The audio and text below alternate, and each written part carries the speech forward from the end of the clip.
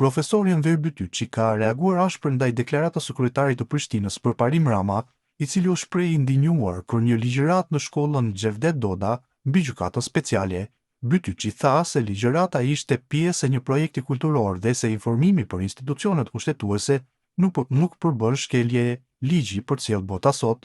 Një ligjëratë në shkollën e Prishtinës Xhevdet Doda për të informuar nxënësit rreth gjykatës speciale të Kosovës në Hag ka indinjuar kreun e komunës së Prishtinës Përparim Rama.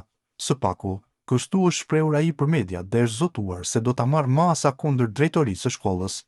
Kot me pyet, a ka punë tjetër për të bërë kryetari i Prishtinës përveç kësaj? Se ligjërata në fjalë është bërë në kuadër të një projekti kulturor për informim për një gjykatë të cilën deputetët e Kuvendit të Kosovës e kanë kyç në kushtetut.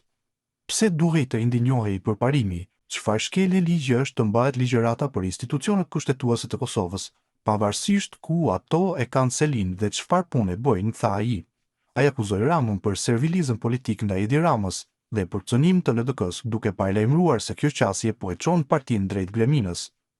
Përparim, mbetet pengi politikave dhe ideologjisë së Sorosit, të përfaqësuar nga kryeministri i Shqipërisë Edi Rama.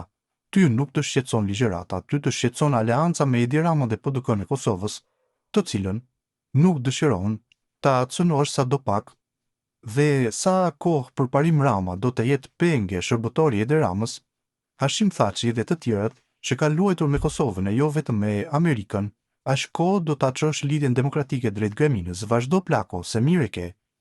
Theja qafën jo vetëm Lumirit, por edhe vetë partisë që themelohej i madhi Ibrahim Rugova, theksoi Bytyçi